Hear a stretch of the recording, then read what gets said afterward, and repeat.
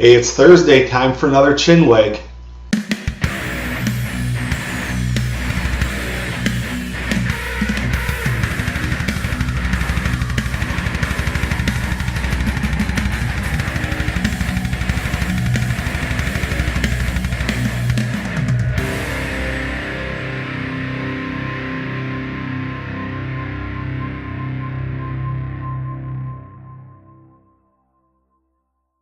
Okay, so it's good to be back. I took a couple days off as I'm wrapping up my second book, which should be out hopefully by June.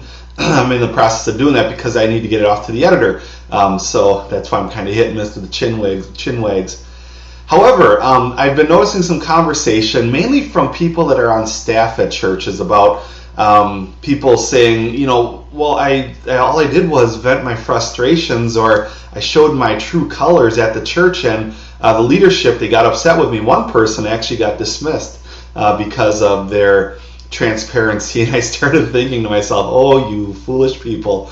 And I say that jokingly, but at the same time, just because Scripture says we should do something doesn't mean we always should it?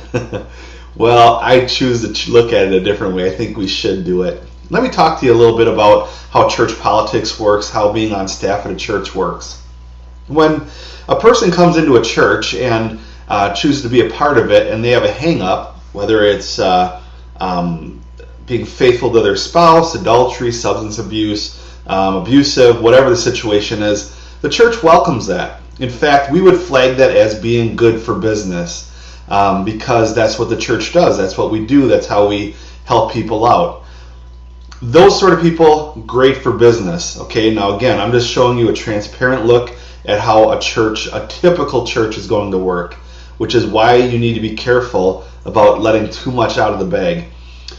There's the second part, the members. Now, a member that's not doing anything and they come up with big problems, again, good for business because we can brag about them. When the pastor's in certain pastoral circles, they can sit back and say, yes, we have so-and-so and we're helping them get healed from alcoholism. Great. Let's go one step further here.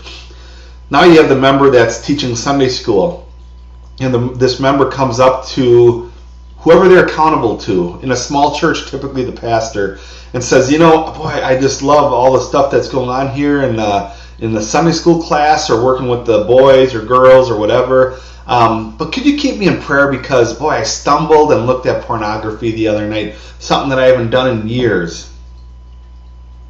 Guess what? Bad for business.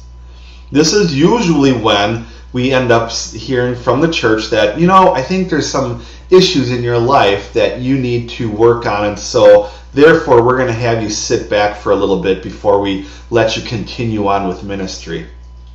Let's take it one step further. You're a staff member at a church, and all of a sudden now you have a struggle with something. That's really bad, okay? Because anytime you're a staff person at a church, you think you're a part of the church family, but you know what? You're not.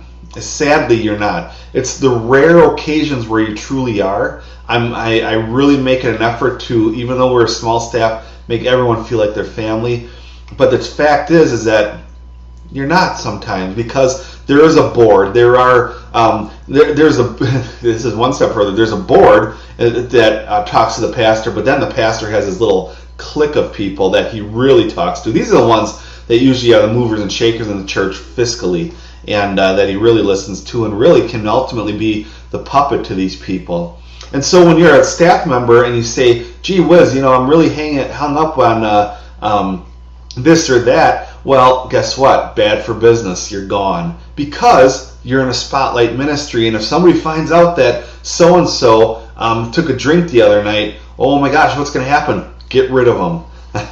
And it's a sad thing, isn't it? I'm reminded of the words of in 2 Corinthians chapter 12, verse 9, where Paul says, but he said to me, my grace is sufficient for you, for my power is made perfect in weakness. Therefore, I will boast all the more gladly about my weaknesses, so that Christ's power may rest on me. Interesting passage of Scripture, isn't it? Where Paul is saying, I boast of my weaknesses. So why is it that we don't accept that in the church today? I don't know. I've told people over and over in my church that if you are loving God and you're a Christian, and you make a mistake and you're looking for a little help, I would esteem somebody that's struggling with pornography and willing to talk about it higher than the person that looks like they have it all together, but internally they're really just struggling and falling apart because they don't want to tell anybody because of how they may look. There's a time and place for everything, okay? And the time and place, here it's sad but true. Know your crowd. Who are you venting to? Who are you letting your true emotions and feelings out to? If you don't have anybody, I'm always available to talk to. You can find me on Skype. Pastor Bob Adams is my username there. You can private message me here. And I can honestly say I don't care what you're dealing with. I don't mean to say that in a bad way, but I don't care what you're dealing with. You will be treated with some dignity and respect, and I will hold you in high esteem as a very mature Christian because you're willing to talk about these things.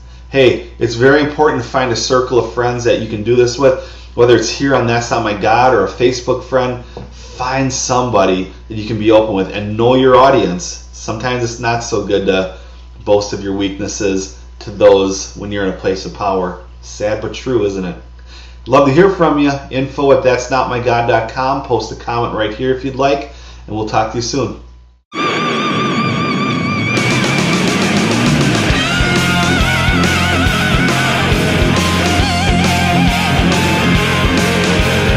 I've been working since the break of